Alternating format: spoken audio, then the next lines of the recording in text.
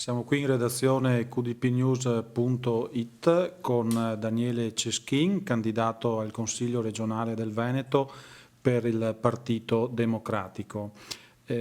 Come da prassi, io prima di formulare alcune domande chiedo una breve presentazione al nostro ospite. Chi è Daniele Ceschin?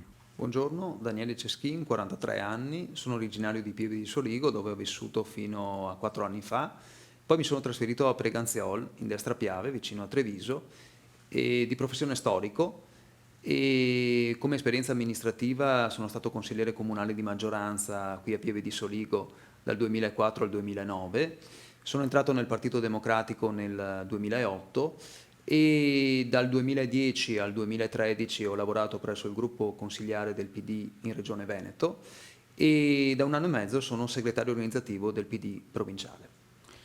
Partito Democratico che governa a Roma, Partito Democratico che governa in Friuli.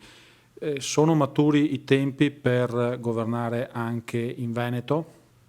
Io credo proprio di sì. Abbiamo un governo nazionale guidato da Matteo Renzi, un giovane che ha impresso una spinta decisiva all'azione di governo e noi dobbiamo costruire anche in Veneto e con il governo nazionale una filiera virtuosa, cioè una filiera che consenta anche in Veneto di prendere delle decisioni e di appunto decidere.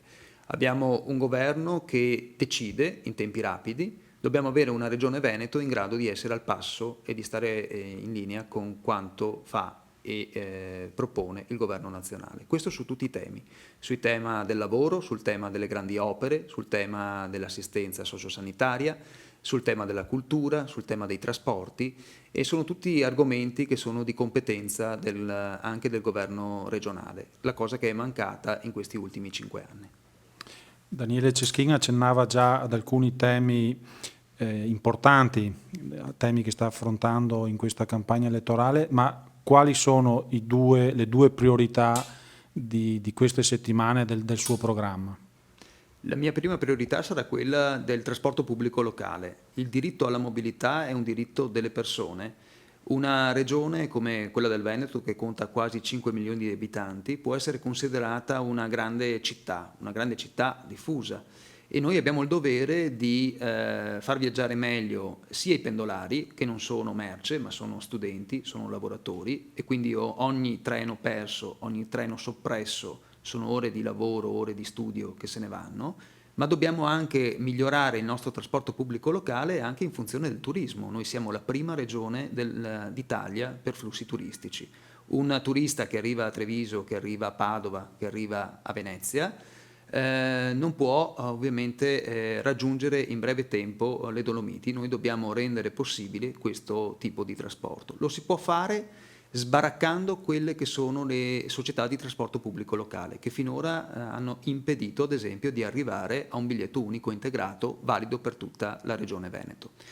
La seconda priorità è quella di dare sicurezza al nostro territorio dal punto di vista del dissesto idrogeologico. Il Veneto, e in particolare la provincia di Treviso, hanno un territorio molto fragile, lo si è visto anche negli ultimi anni. Questa è la provincia dove nell'agosto scorso è avvenuta la tragedia di Refrontolo. Dobbiamo impedire che tragedie come queste accadano, quindi dobbiamo lavorare per legiferare, per dare sicurezza a questo territorio, facendo tante piccole opere. La grande opera del Veneto sarà la messa in sicurezza del territorio. Uno dei temi lanciati da Daniele Ceschin in questi giorni è quello dell'autostrada aperta, la A27 aperta. Come può essere questa la soluzione per la viabilità nord-sud del Veneto?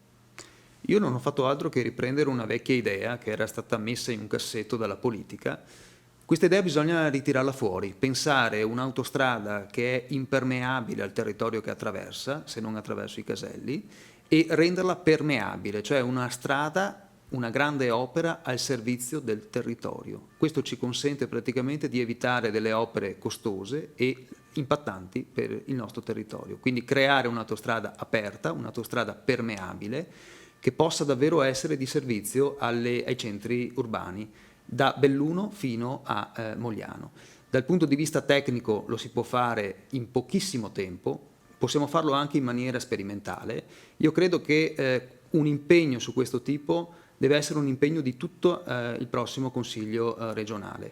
Volendolo si può fare anche in 6 mesi dal punto di vista politico e dal punto di vista tecnico, ed è un impegno che io mi assumerò fin dal primo giorno. Grandi opere sì, grandi opere no, grandi opere da fare e grandi opere da non fare. La politica è decisione, la politica va avanti se si decide, a Roma come a Venezia. Noi in Veneto dobbiamo decidere quali sono le grandi opere da fare. Recentemente il governo Renzi non ha considerata più prioritaria una infrastruttura come la Mestre-Orte. Anche in Veneto noi dobbiamo decidere, dobbiamo fare un tagliando sulle grandi opere che servono e le grandi opere che non servono. Prima citavo l'apertura della A27 che praticamente si fa a costo zero, non costa nulla né per le tasche dei veneti. Ci sono grandi opere che invece incidono molto sul nostro territorio, in particolare quelle opere che vengono costruite con un progetto di finanza. E ricordo che il progetto di finanza non è applicato solamente alle grandi infrastrutture viarie e ferroviarie, ma viene applicato soprattutto anche alla sanità. Dicevo, scegliere le grandi opere significa decidere. Calando questo metodo sul nostro territorio, dico che il Ponte di Vidor, il nuovo Ponte di Vidor, è un'opera che serve al quartiere del Piave, è un'opera che va costruita in tempi rapidi. La diga di Falzè è un'opera che danneggia il nostro territorio e quindi non va costruita. Ringraziamo Daniele Ceschin, candidato per il Consiglio regionale del Veneto per il Partito Democratico, e anche da lui ci congediamo con un in bocca al lupo. Crepi il lupo, come si dice in questi casi, e l'augurio è quello di cambiare il Veneto, di non lasciare il Veneto all'opposizione del governo nazionale per i prossimi 5 anni.